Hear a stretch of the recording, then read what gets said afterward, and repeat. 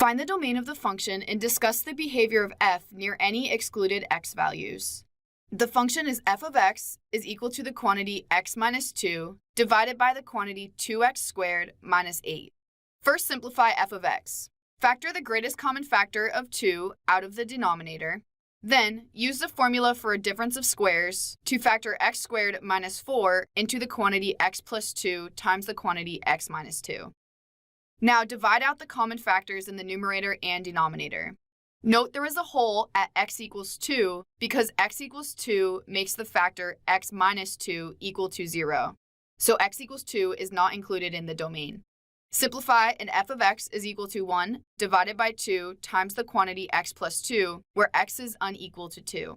Now remember that any x value that makes the denominator 0 is not included in the domain. So set the denominator equal to 0 and solve for x. You have 2 times the quantity x plus 2 is equal to 0. Multiply both sides by 2, then subtract 2 from each side of the equation. Therefore, the domain of f of x is all real numbers except negative 2 and positive 2. Now you must find the end behavior of f as x approaches negative 2 and 2. To determine the behavior of the function as it approaches negative 2 on the right side, substitute a number very close to negative 2 and on the right side of negative 2 for x. So you can substitute negative 1 and 99/100ths for x and simplify.